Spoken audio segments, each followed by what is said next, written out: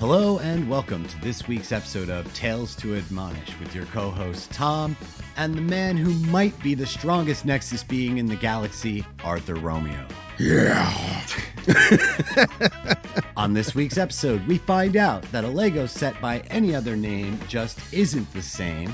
Intellivision returns after 40 years to release the new Amico on October 10th.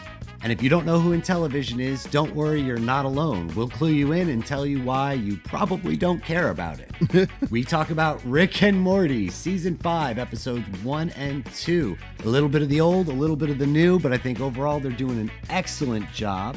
And of course, we're going to finish up today's episode by talking about both Sweet Tooth. We get a few more episodes in, and it's only getting weirder. And we wrap up with Loki, Season 1, Episode 4, The Nexus Event. It was a crazy one. So join us on Tales to Admonish. Time to go retro. Oh man, that might be the fastest I ever ran through an intro. Oh, that is fantastic. Chef's kiss. Oh, thank you, sir. Thank you. It's, we've both been super busy today, so this might be a little bit shorter episode than people are accustomed to, but I think we're going to pack some content in, so that's good stuff. Oh yeah, pack it in. How you doing, man? I'm doing really, really well. How are you doing? I'm feeling pretty good. Just working a lot, I know you are. I was hoping you get a bit more work because I recently saw that Yashahime, Princess Half Demon Season 2 comes out in October. What? I didn't even know. All right, well, that's the Japanese release. They haven't given an official release date for what will be, the one available in the States. But I know exactly what they do. Basically, if they're doing like the original recorded release, they usually, if they're working really hard, they usually have the dubbed out maybe within 3 to 4 weeks of the original recorded release. Wow, it's that fast. I'm gonna be working soon. Well, I'm glad I could be the guy who brought the good news That's to you. so Yeah, awesome. It was just announced. I was looking through some news this morning and just saw it. October 2nd in Japan. So cool, huh? Yeah, the show doesn't seem that hard to produce, honestly, if you look at the animation. I mean, it's nice, but it's not super fluid animation. No. It's more story than, super high production cost. It's a romp like a lot of anime are. So that's really good to hear. I'm so glad I got that news today. Nice. Oh, just so you guys know, I played Jubei on Yashahime. If you guys are new listeners, you can check that out on Hulu. That's right. Arthur's a professional voice artist. So when he tells you something about the voice industry, you're getting it from an insider. You're getting that inside dope. Inside baseball, baby. Oh, don't talk about baseball. The Yankees are terrible. God, they damn invent new Yankees. ways to lose baseball games every day. But man, Ohtani out there in Los Angeles is amazing. So I've been watching some baseball on the West Coast. You got some good teams out there. Oh, wow. Yeah, I wouldn't know anything about it.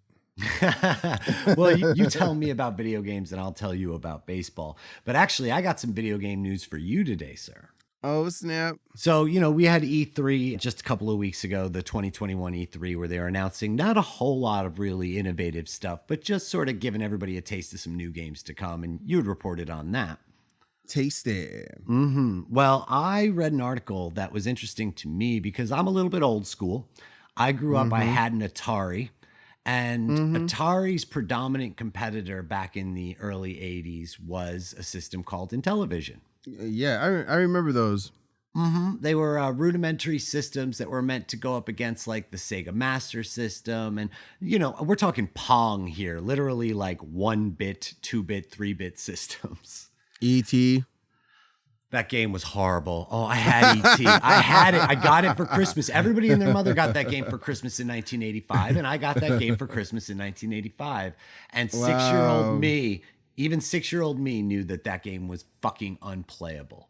Well, so what about Pitfall? Pitfall. Pitfall maybe? was cool. Pitfall was all right. And I mostly played like, what is it? The Galactica or something like that. I was 6. So in any event, Intellivision is back. They are back and they are going to release a brand new console on October 10th of this year. And it is called the Intellivision Amico. And the nearest I can tell, it is a system that is meant for boomers. Well, what I mean to say is like when you listen to the guy, and I should have his name in my notes, but I don't. But the guy who's selling the system, who did the presentation at E3, he talks about the niche that he's hoping that this system is going to fill. And the premise of it, one of the tenets of the Amico, is that new players have to be able to be competitive with someone who's been playing a game for a prolonged period of time. Also, the controls must be intuitive with minimal instruction. And when I talk about the controls, it's literally this weird little square with a dial in the middle of it and a 3.2-inch touchscreen. So there's not going to be a whole lot of buttons. The dial does operate as a D-pad, and there are 2 shoulder buttons, so to speak. But the controller is super, super simplistic. And they've also specifically banned 3D worlds for any game that is on the Intellivision. So you cannot have, it is 2D old school video gaming. Now, I'm not a gamer per se, but how do you think this thing will do? It sounds terrible. Honestly, like, I mean, if any like, there's a lot of companies that try to come in with their new console or whatever. Google tried to do theirs with Stadia. Yeah, that's true. And it's just there's diminishing returns there, and yeah, like, I mean, they're trying to fill a void that's just overwhelmingly filled already from other companies, like, and Or by your phone. and then if you just think about the name of that name isn't going to catch on anywhere. If Nintendo couldn't make the Wii U work, how are they going to make this work? You know what I mean? And the Wii U is a good comparison because that's really the only other system we have where you have a handheld touchscreen that interacts with your main television, and people largely didn't seem to dig it. Well, they didn't know what it was. That was the whole thing. Nintendo did such a bad job marketing that thing. They thought it was an attachment to the Wii when it was a whole other console. It was the most embarrassing thing, like one of the most embarrassing like events in video game history, the release of that system. So, yeah, I don't really see them doing that well. I mean, everyone, they already have their video games and stuff. Well, if you think it sucks now, let me give you the technical specs. One of the things that's got people riled up is that it is using a processor from a 2016 smartphone that retailed for $100.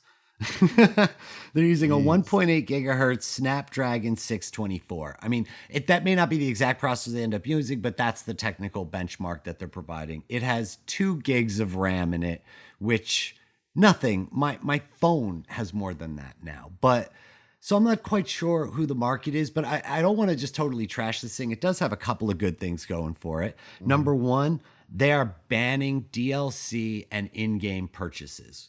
And number two, no game can exceed $10 in cost. So I actually do like that. That I can appreciate, that they want to make a system where you buy the game, you own the game. Now, if there's a thing in the game, you can play it. You don't have to pre-order from GameStop to ensure that you're able to get 100% of items in a game. That I like. Now, does that bother you? Like, because I don't play a lot of video games, so I can only just speak conceptually. I play a little bit on my phone, but like, I don't know, how much do things like loot crates and DLC bother you? I mean, when you look at the games that they offer, and it's mostly indie games that you'll find for like $5, $10, $15. I mean, those games are out there, so it's not like really a big whoop. Like, every game will be $10. I was like, okay, so what? Like, are they good games? What are these games? Like, I'm more than willing to pay $70 for a Ratchet and Clank game, a game that looks like it's a Pixar game. Like, so I don't think that I don't know who they're speaking to when it comes down to that, because, people play games for free on their phone. Yeah. I feel like this is like another, and I feel like we made this comparison before, that the launch of that channel that was supposed to be on your phone. Oh yeah. Because Katzenberg was like kind of the brains behind that thing. And it just reeks of like an older person thinking he understands younger people. Yeah, You know? yeah. That's what this thing sells to me as, because the guy constantly says, games are so complicated and we don't play them with our families. And how is a parent supposed to go play Call of War with their child if they don't even know how to operate the controller? It's called Call of Duty, you old Jesus motherfucker. Christ, let me read. Fuck. No, that's funny because like you're marking that guy not saying it right. You're exactly right. I'm the anachronistic 40-year-old that they're talking to. Yeah. I don't know. Let's go play Call of War, son. And you're like, oh, God, you suck, Dad. And then I dab as I walk down the hall to his bedroom. He's like, oh, Jesus, why? Yeah. I mean, that's the thing. Like, so like, it's like, who are you talking to? Yeah, I guess they're talking to me and I still think it sucks. Yeah. So good luck to them. I don't know. I think it's just when you try and market something to the sensibilities of an older crowd with a younger product, you're going to run afoul of those sensibilities somehow. Mm-hmm. Speaking of running afoul of some people's sensibilities, I've got a really stupid one for you. We only got to talk about it for a moment, and I really want to dish you the full stupidity here. So we love Star Wars. We don't talk about Star Wars as much as some other people do, but we do. We like never Star talk Wars. about Star Wars. We sometimes talk about Star Wars, but then you stonewall me when we do. I'm talking about Luke Skywalker's hand, and the only thing you got to offer is who cares. So I got nothing I can do with that, so I move on. But I do like Star Wars, and I care, goddammit. But anyway, I'm not going to let you stonewall me on this one, because we're going to talk Star Wars, and we're going to talk Lego. And I know you like Legos. I love you so much, Tommy. I know. Just give me something to work with, man. This is a fucking show here.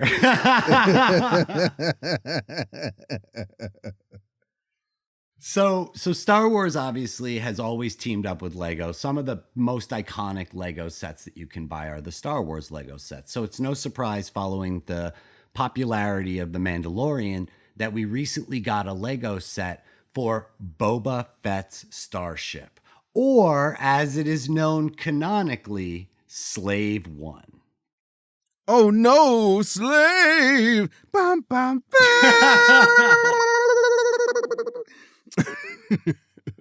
Easy, Jar Jar. So they I can't even go on from there. Oh, me, I can't wait to watch a Slave One name change. Oh, I can't wait. Jesus, he's racist too, goddammit. It's all racist. It's racist all the way down. Always was. So you could understand how Lego might be a little hesitant to stamp the word slave on a toy box, right? And so they didn't. So they decided they weren't going to. Now, interesting note is that in none of the movies is the ship ever referred to as Slave One. It is referred to that in the novelizations, and it is canonically accepted that the name of the ship is Slave One. Mm-hmm. But it's never actually said in the movies. So when Lego decided that they were going to put out Boba Fett's starship playset, they took the name off the box. And of course, the conservative tears did flow. As they always do when you destroy their childhood. Because do you understand, Arthur, that if you change the name of Boba Fett's ship, that you have literally destroyed someone's childhood? Wrecked it to pieces. And they're going to cry all over Twitter and tell you about it. But one of the funniest fucking things was there's an actor, I use that term very loosely, and VFX artist, and I'll use that term fully because that's his occupation, who once played Boba Fett for 14 seconds. And his name is Mark Anthony Austin. And the thing about Mark Anthony Austin is that when George Lucas went and did his re-edit / special edition of the first 3 movies, which people pretty universally derided, he needed a stand-in for Boba Fett for a couple of shots. So he got one of the VFX artists from the original Star Wars to put on the suit and walk around a little bit. And he filmed it. So this guy is now swearing up and down, he is Boba Fett. So he goes on the internet and he says no one gets to rename his starship. Jeez. This motherfucker is on Twitter, speaking as Boba Fett in the first person. Ooh, Lord. You are a literal life model decoy. Yeah, I guess if you have it, flaunt it. You know, I mean, he did wear the costume, but that's a big reach. Big reach. And so basically he called out all of Marvel and all of Disney and used this super aggro language of like, watch out because the Fed isn't going to stand for this. Lord. All kinds of, it's just cringy. It's so fucking cringy. You are a grown ass man. And aside from a grown-ass man, the child who played Boba Fett during Star Wars Episode 2, Attack of the Clones, he also came out and said that it was the wrong move to disavow the original name of this starship. People are tripping, man. But here are some additionally stupid takes. So Mark Austin's argument about renaming Slave One was that Slave One is not slave. That if you walk up to a person on the street and you say, "What's a slave?" they'll tell you what a slave is. And if you walk up to an average person on the street, you ask them, "What's a Slave One?" And he says they will look at you confused. But a Star Wars fan will say, "Oh, that's Boba Fett's ship." So Slave and Slave One are completely different. That's his argument. His other argument is that if you start renaming all sorts of things that reference slavery while we still have slavery in the world, you're being hypocritical about educating people on slavery. So I don't know. You tell me, Arthur, as a black man, would you say that renaming Boba Fett's space shuttle is hurting, critical race theory?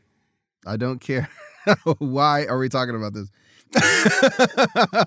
This is like to see all these grown people like trying to get together and I guess hold a candlelight vigil, about why they should keep this name.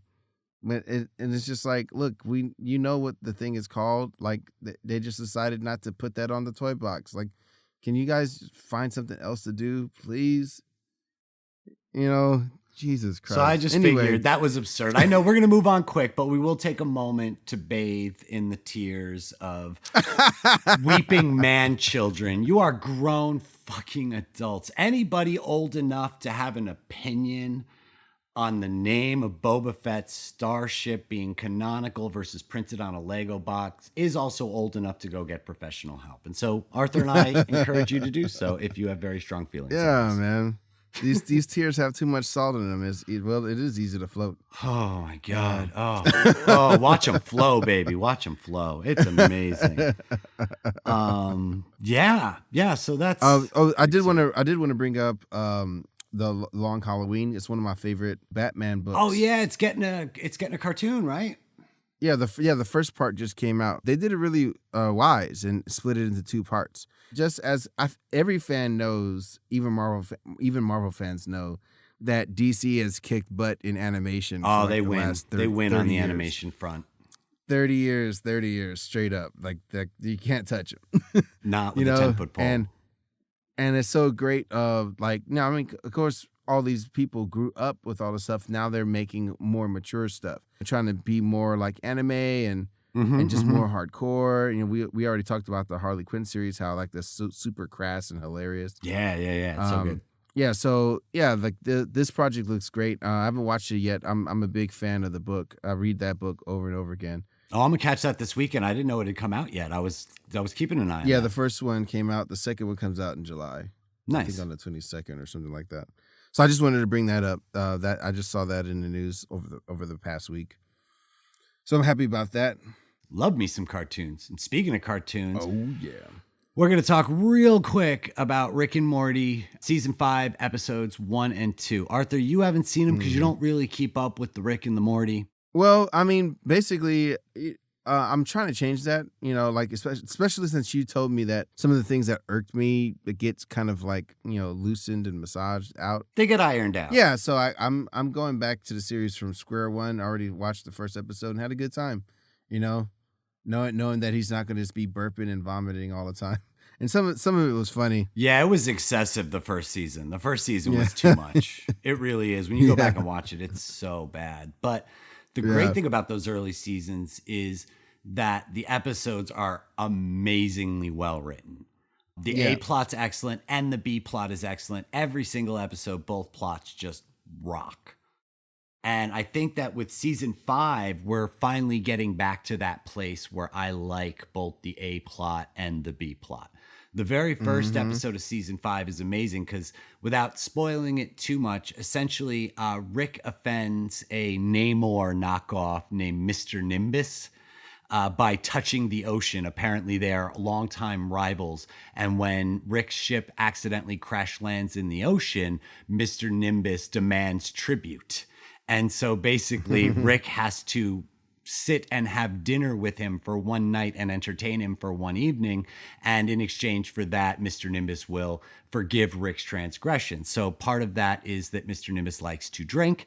And so Rick comes up with a plan to take a bunch of cheap wine, put it in a temporal anomaly, and it will come out very old wine, which will then be good. And so you get this whole B plot about an accidental time caper that happens where Morty goes into this temporal anomaly to get the wine, accidentally brings somebody back with him, and it destroys their civilization. So in season 4, they did something that feels very similar to this with the ever progressing, civilization and timeline, with one where snakes evolve and then travel through time to try and take out Rick and Morty. And that didn't work at all. This works great. This works great. Both stories are funny. Mr. Nimbus is funny. They explore some weird sexual stuff with Beth and Jerry. And so, because they're trying to get their marriage back on track. So one of the things they look to do is to be a little more sexually adventurous and see if they could spice up their marriage.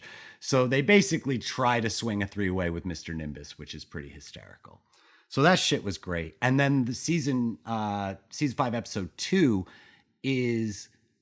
It's a clone paradox. The entire episode is clones of the Smith family killing clones of the Smith family over and over and over and over again. Or not really clones, but more robots. But sometimes they're clones. You got to watch the episode for it to make sense. But this episode scared the shit out of me because the thing I hate about season 4 is that you take one good idea and then you build an entire 30-minute episode off just running that gag 100 times over.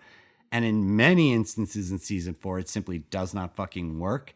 In this one, it's clever and it actually works. And this is from somebody who hates that shit. I hate it. But in this episode, just Beth's and Jerry's and Summers and Rick's and Morty's killing each other 100 times over in what they call an Asimov cascade. So basically, Isaac Asimov wrote the book I, Robot and came up with what he said would be the 3 rules of artificial intelligence if you were going to have artificial intelligence.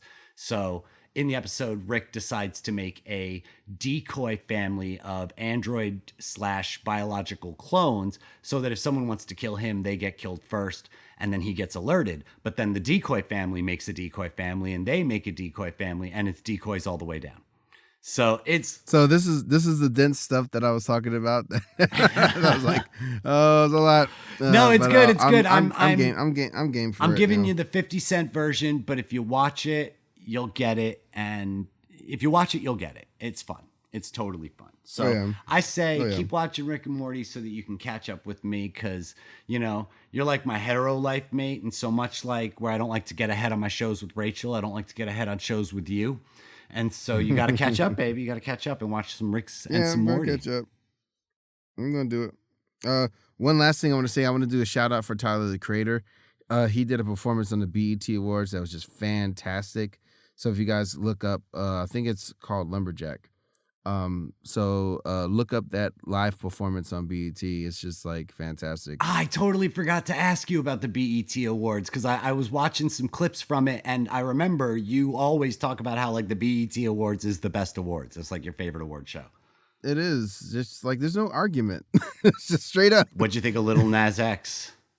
Oh, I didn't see his performance. I didn't watch the whole thing. It's hard to catch the whole thing, but I was looking at a bunch of just random performances from the show. Well, that was another one that conservatives were crying tons of tears over because he kissed a male backup dancer on stage. They need to shut up. Like Madonna could do whatever she wants, but yeah, he can't go down a stripper pole down to hell. You know?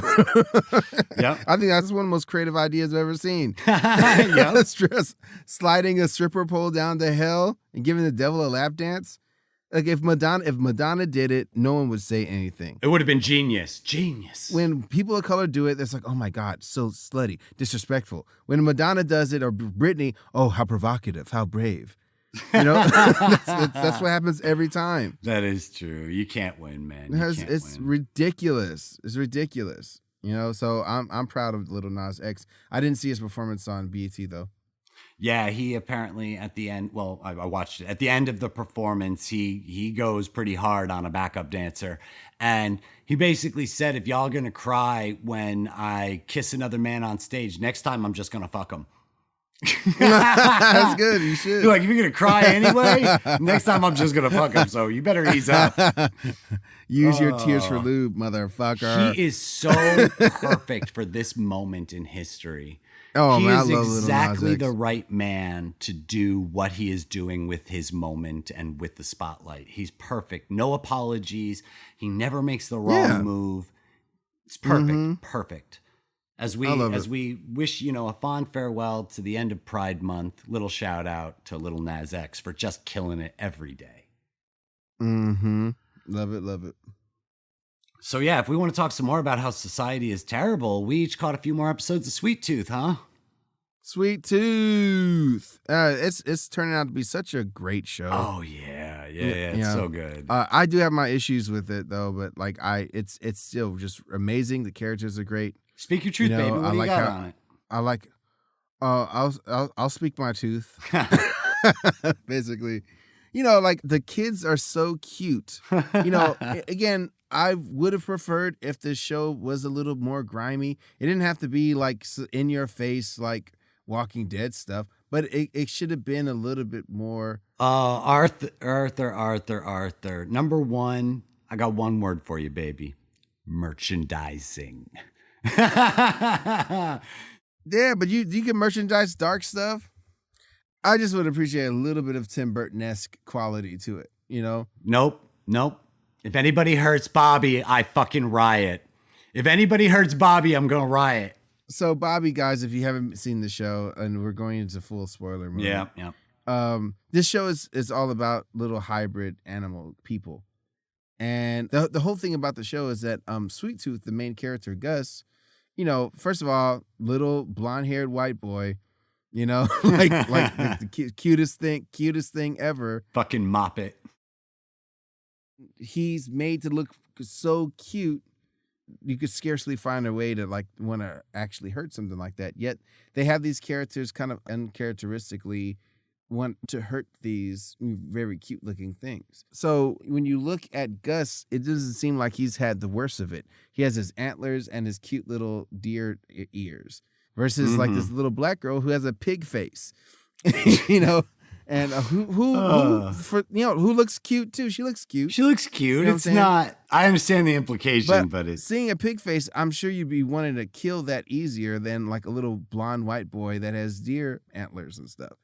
So then they push it up even more with this little Bobby who looks like he just came right out of Bambi. Oh my gosh.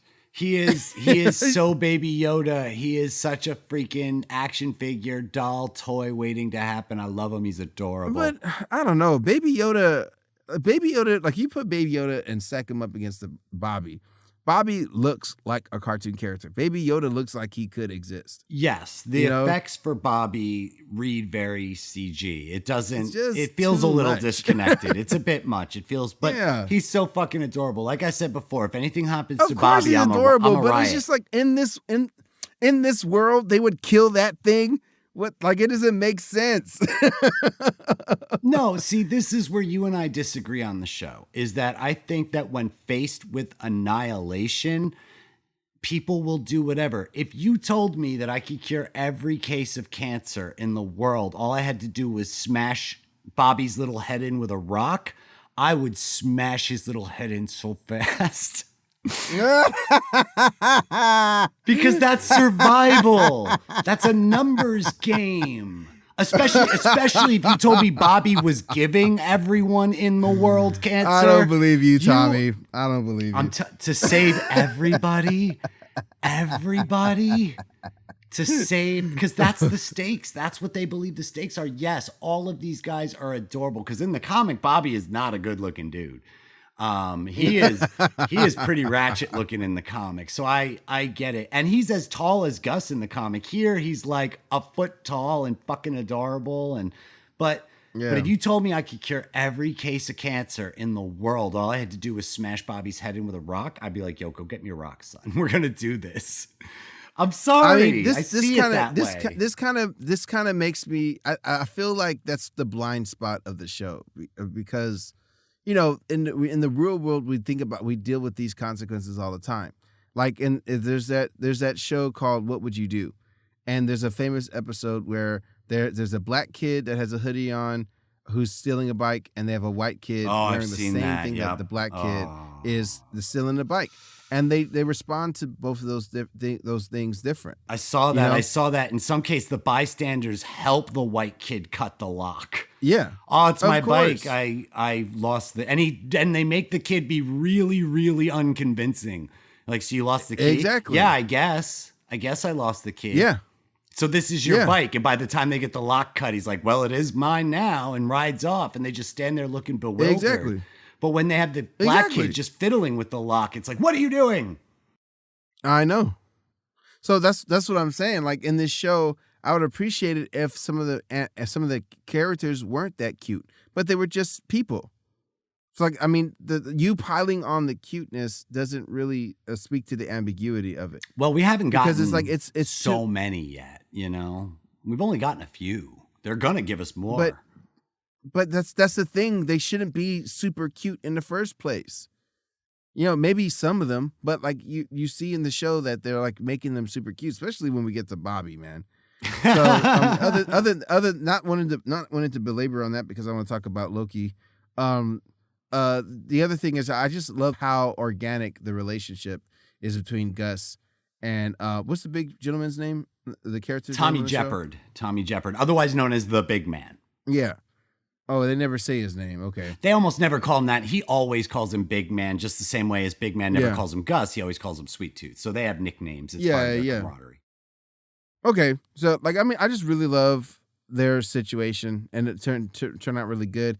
And the story's progressing nicely. They wind up getting saved after they got into a whole fiasco with trying to take him to the train. Mm-hmm.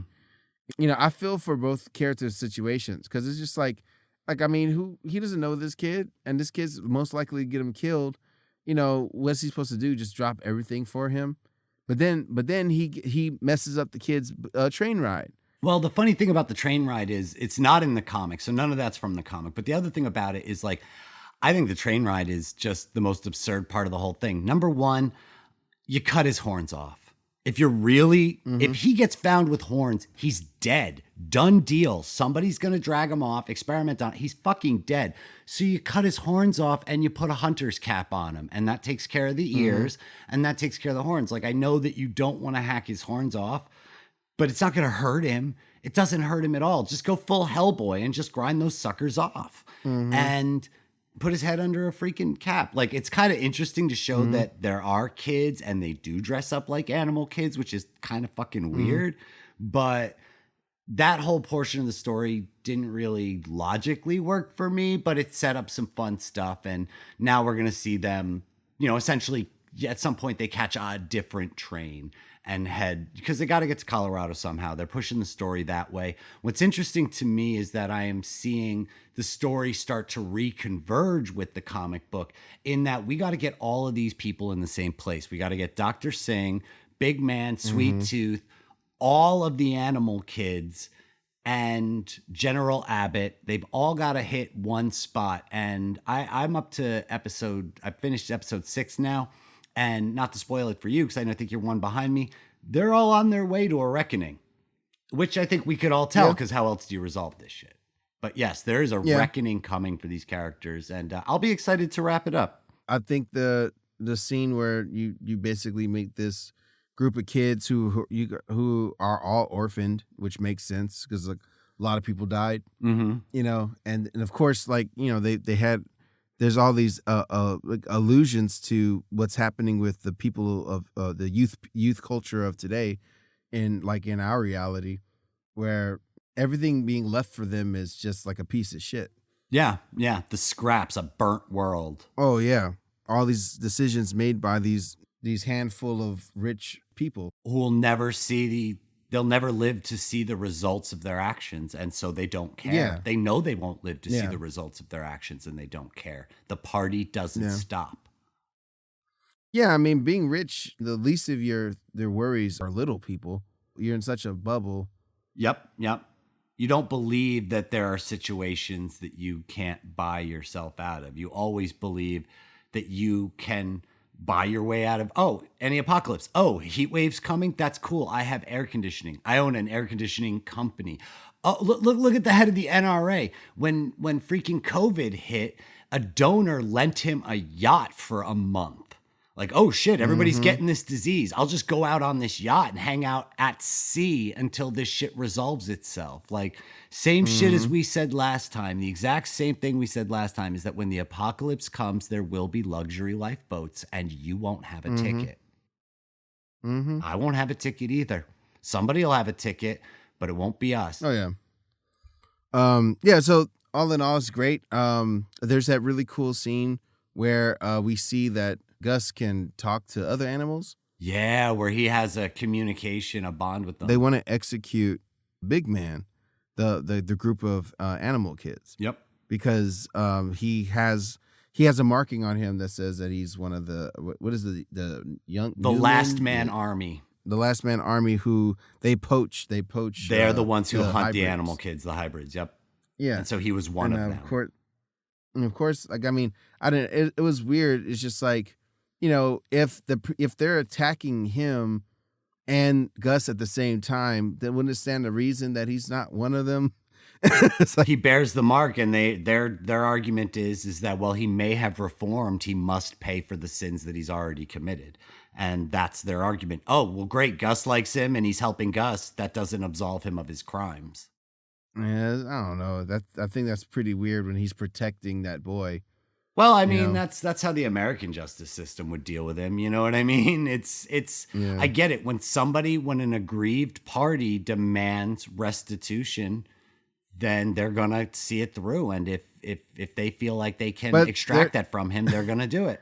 But they're not the aggrieved party. That's kind of the thing with them too. Well, like they're playing at wanting to be animal kids. It's like they want to be hybrid kids so bad. Yeah, they do. Yeah, they do. But they've made themselves the aggrieved party. And so they are the ones who are there to met out justice, which of course creates a power struggle between the leader who doesn't want to kill him and the leader who does. And ultimately, Gus is able to communicate with the tiger. And now I've read the comic, so I understand a little bit better, I think, why Gus can do that. I know why Gus can do that. And I think we got a real big hint to why Gus can do that when he stood down the intruders at his cabin in one of the earlier episodes, and you see that giant buck behind him. Yeah.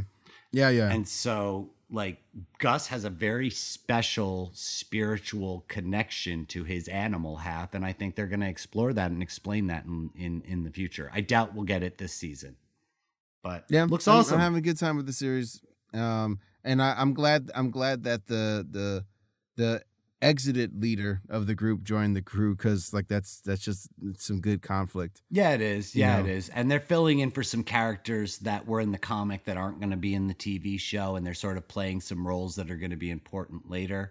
One thing I want to ask, it's like, so we barely ever talk about the other characters, but they were having the dinner party that that Indian couple was at that dinner party where that man Dr. Singh and his wife. Yep. Yeah, the guy that was throwing the dinner party got found out that he was infected. Did they burn him alive in the house? Yes, they did. Yes, they did. They absolutely did burn him alive in his house because he had the infection. And when you see every time, this is really cool. Every time you take the shot of either Dr. Singh riding his horse in or out of the compound, you see more and more burned down houses. So Wow. whenever the infection is discovered, the infected party is put in their house is boarded, and it's set on fire. And they all sing to cover the sounds of their screams. Because I couldn't even hear the screams. Yeah, because they're all singing Auld Lang Syne at the top of their voices. What the fuck? Like, Happy New Year, we set your house on fire. It was really, I feel like it was, because I didn't see the fear communicated enough from that man that he was about to be burned alive. To me, it seemed like they were holding him so somebody could retrieve him. And then they burned the house down. Well, he was bargaining like, no, wait, it's okay. And they're just in full on mitigation mode. They don't even hear him anymore. I just don't know if that was directed well. I don't know if it was directed well, you know? I didn't see it communicated that he was about to be burned alive, you know? So like, that's what I was confused about.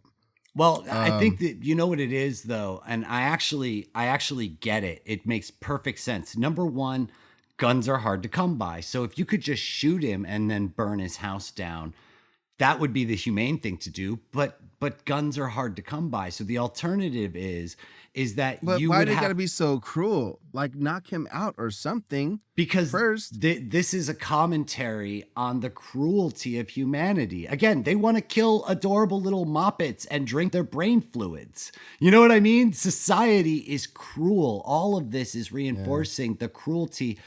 Just like I said in the one episode, your neighbors will kill and eat you rather than go hungry for 2 days. And so nobody wants to kill another person.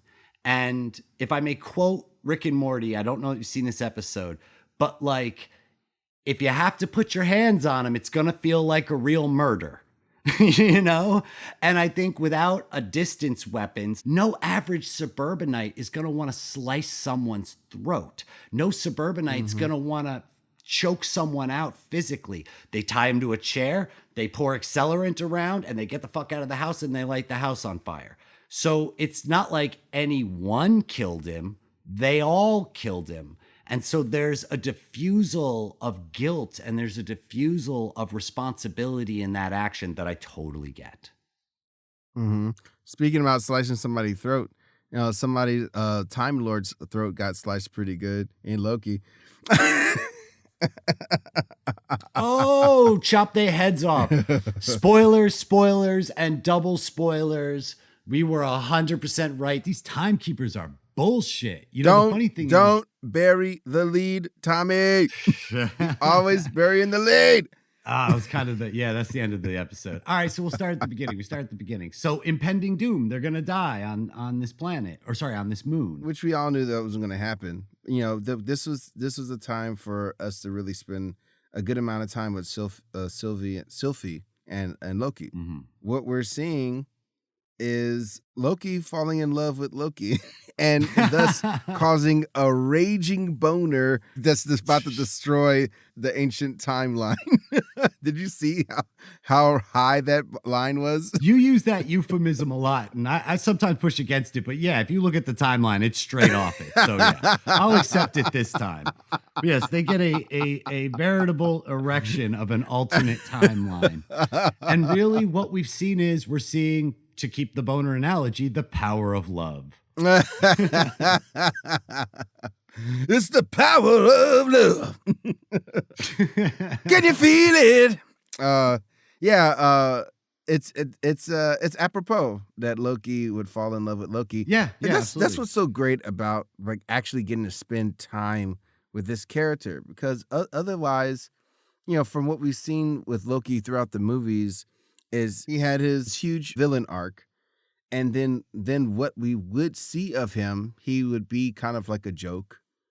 And and it was a fun joke. It was always fun to see him. He would actually make things better when he showed up.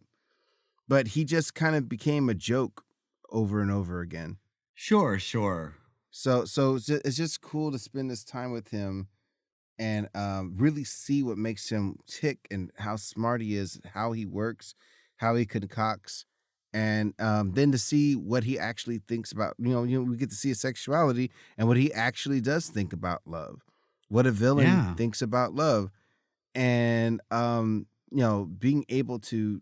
I mean, they've been breaking him down throughout this whole series, and he's also had to kind of like question himself, through like this existential dread and stuff.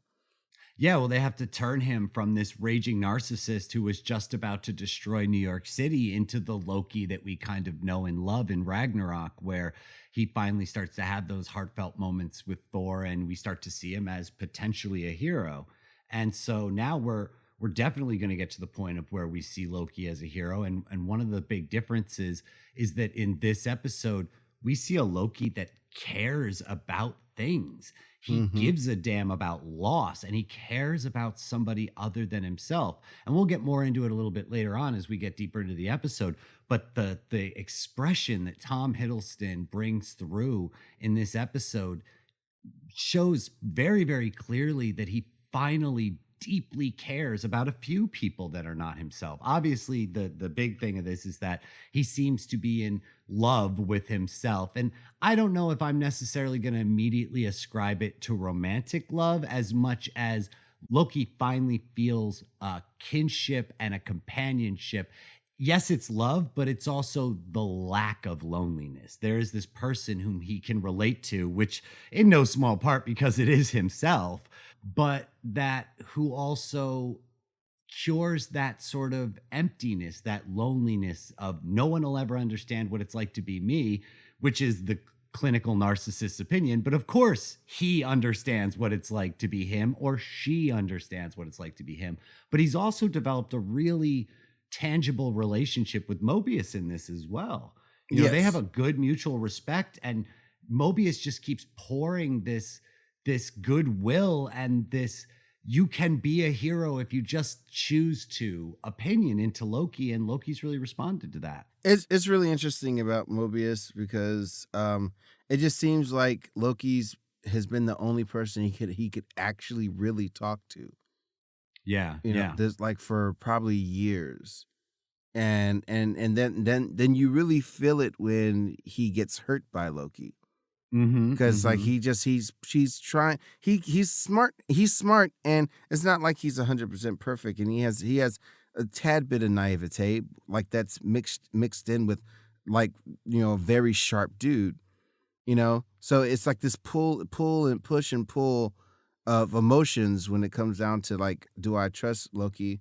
How much do I trust Loki? I mean, he gave Loki his daggers back, you know, he tried to anyway.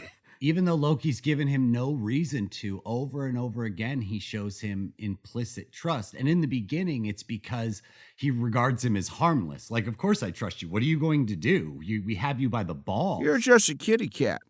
Yeah, exactly. Wow. Calls him an ice runt.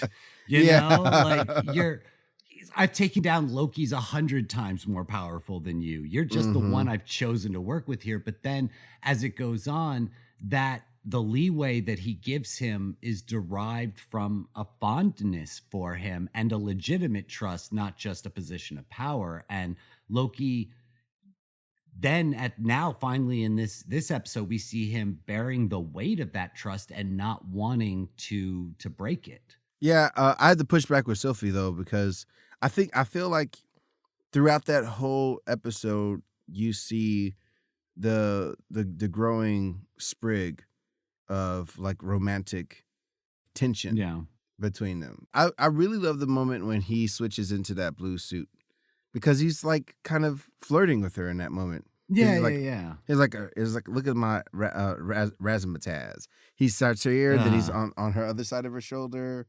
then when Sophie wakes up from that dream, she just wakes up on the train, and you got Loki there, singing, and he's basically singing to her, in Asgardian. Yeah, well, I mean, they say it best: love is mischief, mischief is love. So why shouldn't Loki be?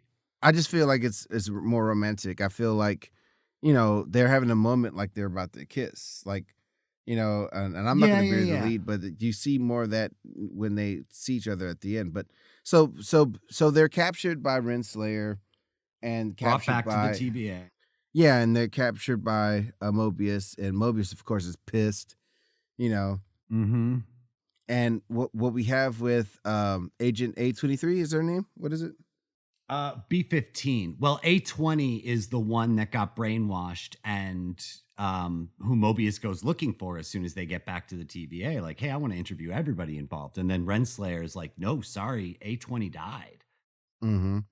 And he's like, what? She was fine. Like a little disoriented, but she was fine. And then Renslayer says, no, Sylvie scrambled her mind and it couldn't hold and she died.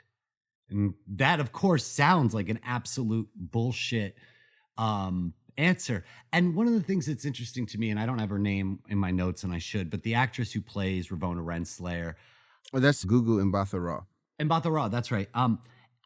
You know, at first I thought that maybe her acting was a little weak in this episode, but then I think that maybe she's supposed to be transparently lying. You know what I mean? Yeah, they threw us off of her right from the beginning. Because remember, I made comments about how I thought she was just like really weak. Yeah. But I think maybe that's her acting like her character has something to hide. I think they just purposely made her like glib, like in the beginning, so to throw us off the scent. Yeah, it could be. You know, because like they leaned so heavily on the overwhelming shadow of the Time Lords. You know, be there like that big statue is always there. Right. We're always focused on that. You know, it's a total Wizard of Oz thing. You know, that being said, Renslayer is in the comic books tied to Kang. Yeah, she's Kang's other respective significant other, and it's complicated. No, I was trying to say something about B12 or B. What is it? Well, B-15 is the one that's still in action. Yes, you see that B-15 is conflicted. I mean, she's been conflicted ever since Sophie touched her.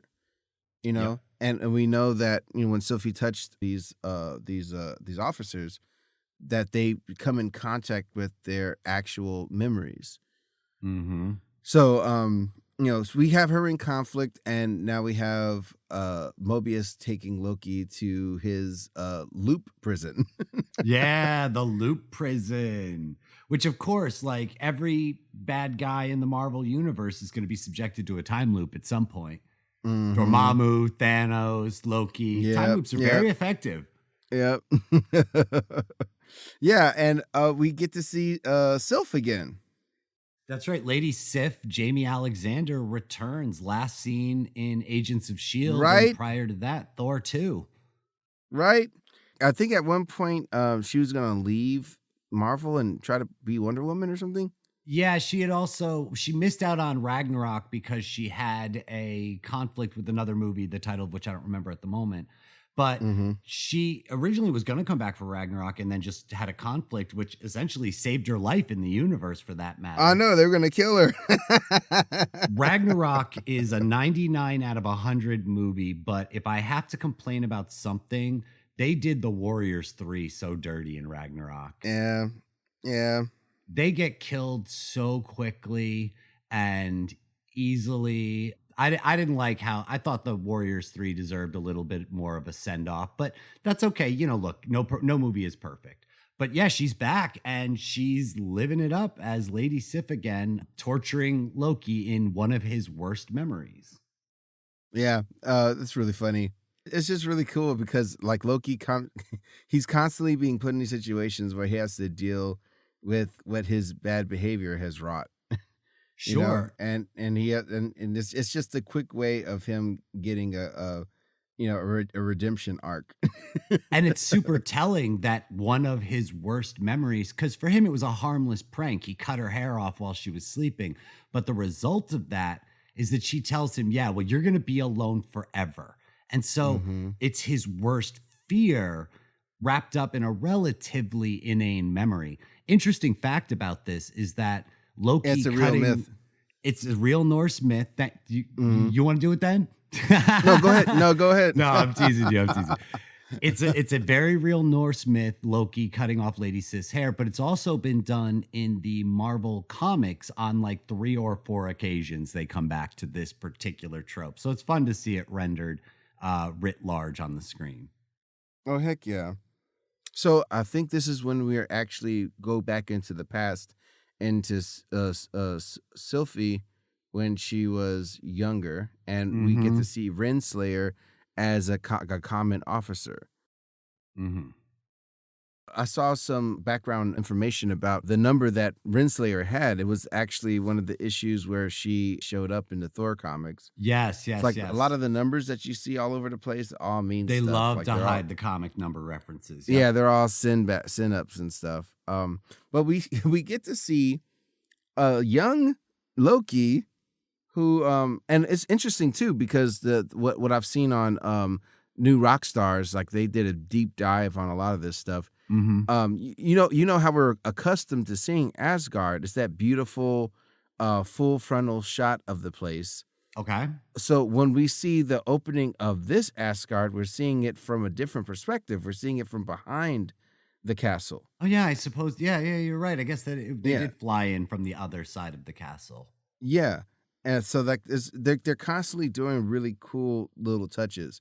So we have little Loki just playing with the toys. What possible event could she have been causing? What possible thing could she have been doing? She was just ripped away. Yep. From the situation and just completely put in the situation. But it's so cool that she was so resourceful as a little godling, and thus put her on a path where she'd been on the run for hundreds of years. Yeah, hiding, jumping from apocalypse to apocalypse to apocalypse. It's ever since she was a child, surviving by her wits alone. I mean, she's Newt on the alien ship. You know, there's no reason that this child should be able to withstand this army, and yet she evades them for literal hundreds, if not thousands of years. Yeah. So going past that, now that we know more about that whole situation and more about Renslayer's dirty ass, we now are starting to understand that Mobius is he's starting to figure something is up too. Yep, he puts it together. Yeah, after Loki had let him know that the TVA was lying to him. Yep. So we have that scene, that exchange between him and Renslayer is just like total cult, total drink the Kool-Aid, Oh, she's 100% in. Yeah. But I mean, I don't know how much of that she believes. I think she knows that those things are robots. See, here's the thing. I think she knows that that what are presented as the timekeepers are not real. Although, here's the interesting thing, because I was talking to Rachel about this. If she had come back and said to Mobius, I've talked to the timekeepers and they're pissed off, but we can wrap this up, no problem, then we could say maybe she does or doesn't know. But she goes into that room and we watch her from outside of the moment as an observer, her going through the actions of communicating with them in that room, talking to what we learn later are robots. I think that she knows that there is somebody else behind the robots, but it seems interesting that she engages, if it is theater, she engages in what would be theater for nobody else's benefit. So I'm not sure that she knows for certain that those are just robots. But I think that she does, because in the books she's in love with Kang. I think she knows. I mean, because she's been doing this for years. There's a reason why she would keep other people from seeing them, because they're just these props that are on these thrones. Like anybody that's smart, she the last person she would want in there is Mobius, because Mobius would see through that immediately. Something was up. So I mean, but that is the way she's getting her orders, though. That's true. She knows they're not real, but those robots are functionally the telephone on which she talks to the higher order. Oh, yeah. I think Renslayer is going to continue after this, because this is going to be the way for her to have her relationship with Kang. And it's funny. More and more we watch, the more and more I do honestly believe it's Kang. But it feels so obvious, man. Like, it feels like it would be obvious to make it Kang, and I don't know that they would be that obvious. Like, it was like in WandaVision where it was like, it's got to be Mephisto. It's got to be Mephisto. Everything's Mephisto. I feel like we're Mephistoing the shit out of Kang with this show, and if he doesn't show up, that's just the kind of shit Marvel would do to fuck with you.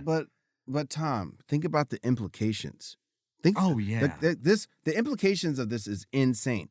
But that's why I feel like it's a red herring. Somebody has been in power of the whole timeline and being able to control it and basically send out their time hitmen to just snuff out any sort of timeline that they want for hundreds and hundreds of years.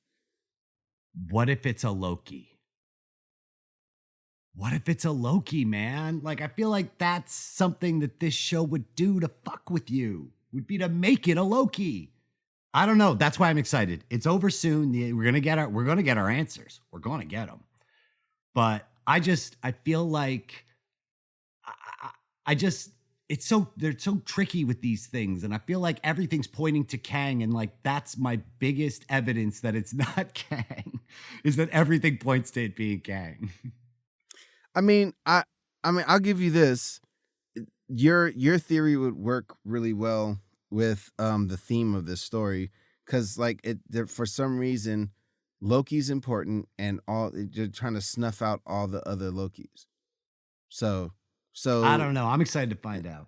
In that way, I could see that making sense. But I mean, this being a time thing, and hundreds of years and all that stuff, it just seems like it's Kang. I think it's Kang, and that's why I don't think it's Kang. I realize that's a stupid argument. And I love Kang. You want to hear something funny? For years, my fantasy baseball team was called Kang the Conqueror because Pittsburgh's got a player named Jung-Ho Kang.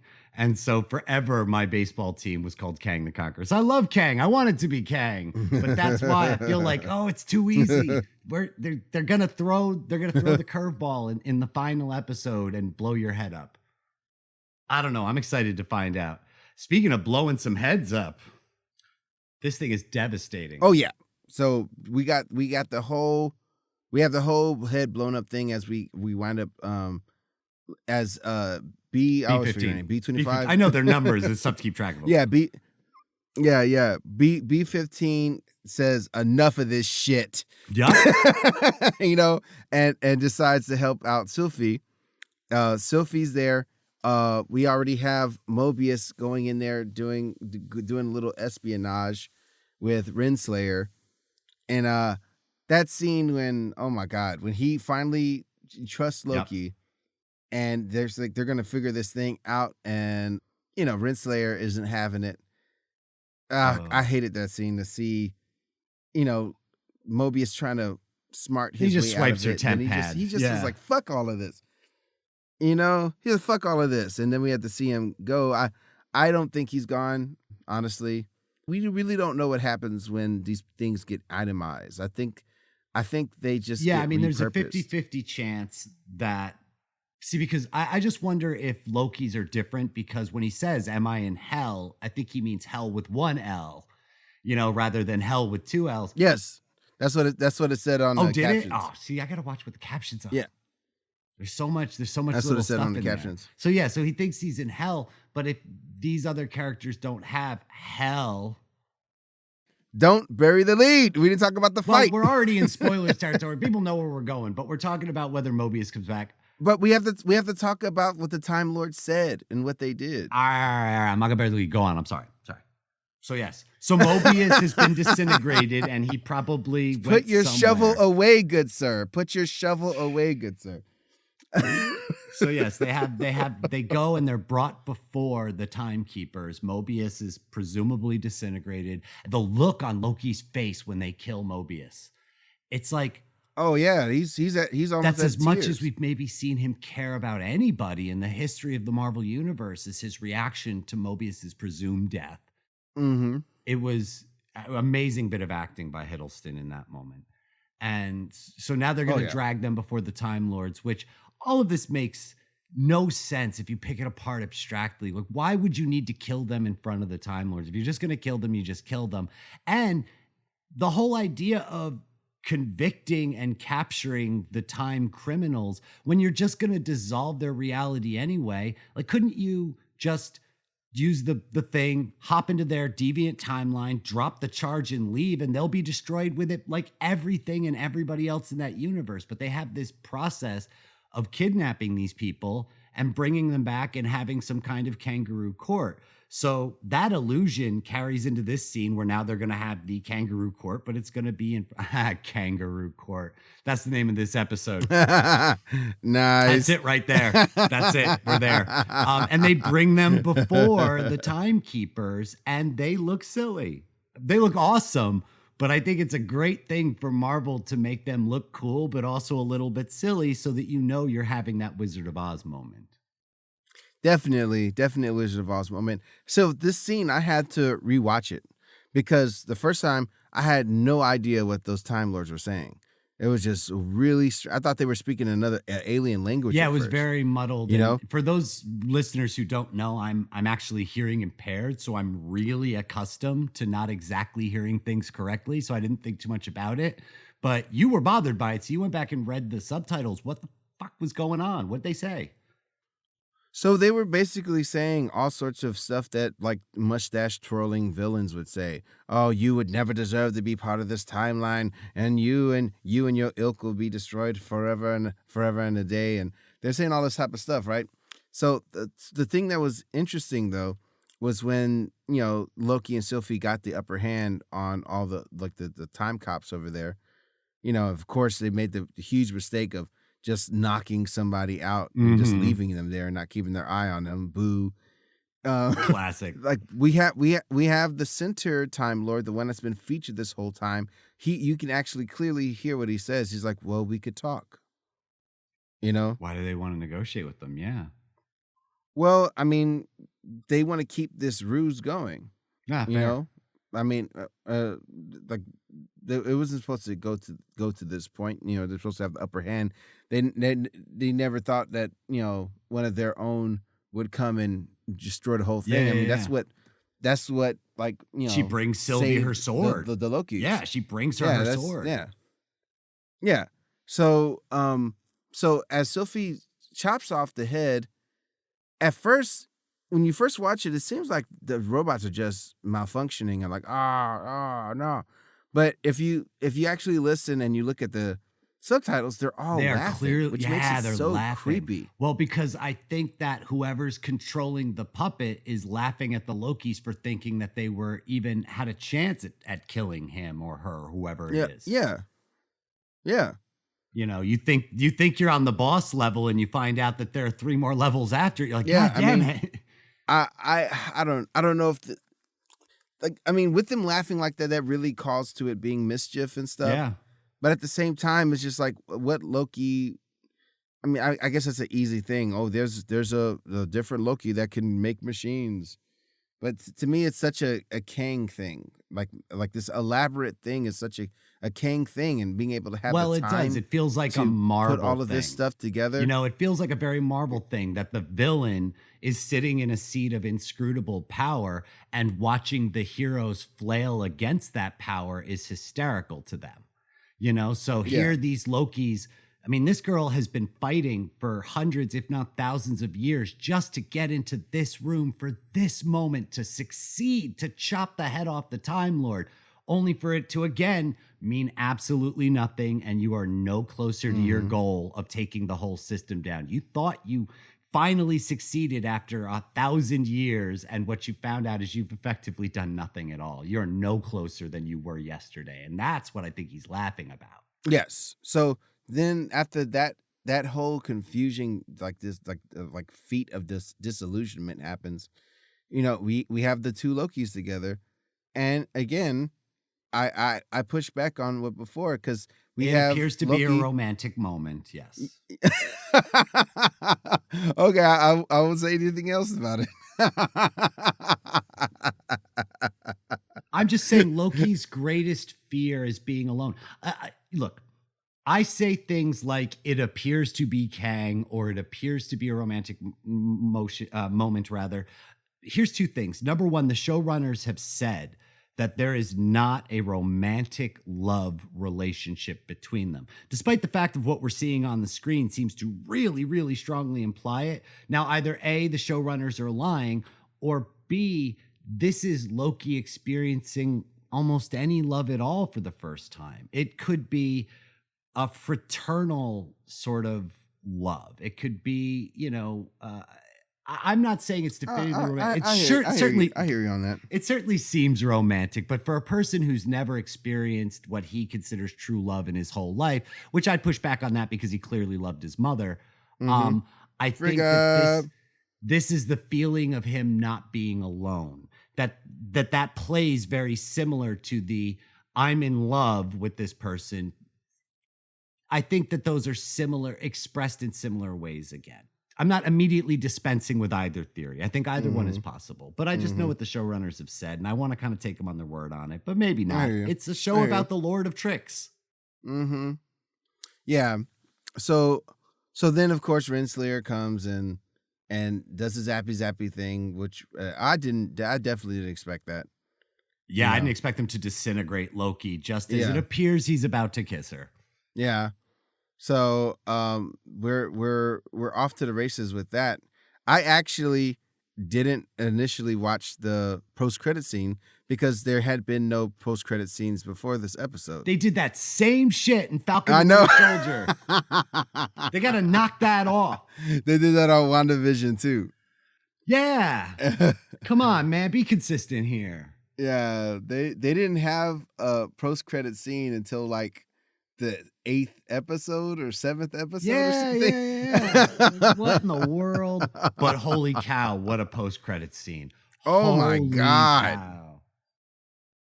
Because Richard E. Grant, everybody's been talking about him because he's been on the cast list for a while now, and he looks like old Tom Hiddleston. I always think of him as like the crazy billionaire from Hudson Hawk. I know Hudson Hawk is a terrible movie, but I always see him as that dude. But he does look like old Tom Hiddleston, and we see him as like Jack Kirby era Loki in the post-credit scene. And I love great. How serious he looks in that silly ass costume.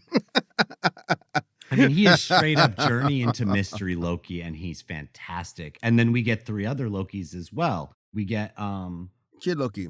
Oh, yep. We get Kid Loki. That is actor Jack Beale playing Kid Loki. And then we get Diobia Apparai as Boastful Loki, which is what he was credited as in the credits. But in the Marvel comics, his character has been shown, and it's known as Worthy Loki. So you told me about that. I had no idea he was holding Mjolnir. He's holding an alternate universe Mjolnir, and he is Worthy Loki. So he has it's from a comic book where basically Thor gets banished to Earth and effectively never learns his lesson. And so Loki rises up and learns morality and becomes worthy. And he is given Thor's hammer in that universe. So that's pretty awesome. And then Alligator Loki. Which the internet has been a buzz about because some people were calling it Crocodile Loki, but if you look at the shape of his snout, and somebody actually interviewed the animal wrangler from the show, and he confirms it's an alligator, which is a great callback because Walt Simonson had Frog Thor in Walt Simonson's run of Thor, which is where we get some of the best stories. But there's a great one where Loki turns Thor into a frog and throws him in a pond in Central Park, where Thor finds out that there is a war between the frogs and I think the pigeons or some other animal in Central Park. And he leads an army of frogs to victory over these other animals and then somehow reverts back to his human form. What's really funny is that I guess there's like a fragment of Mjolnir that gets left behind her. By hook or by crook, Marvel makes Frog Thor like a full-time dude that lives in a pond in Central Park and is the leader of the frogs of New York. Marvel. Boom. So yeah, what a great callback to Frog Thor by giving us Alligator Loki. And of course, in Ragnarok, we find out Loki routinely turns himself into a snake. In the comics, he routinely turns himself into a wolf. So why not Alligator Loki? Right. Oh, it's so good. It's so good. We're going to see so many Lokis in the next episode, I think. I really think we're going to see so many Lokis. Yeah, it's the land of Loki. Yeah. So, there you have it. But yeah, so we're excited. We're excited for the next episode of Loki. I am super looking forward to it. It's made Wednesdays magical again. Right. But I'll tell you this, Arthur, if people want to make every day magical, they can find you on social media. And I encourage them to do so. But if they want to find you, where are they going to find you? Wait, isn't Odin name is Wednesday too? Odin. Yes, Odin's Day, Wednesday, Thursday, Thor's Day. Yay!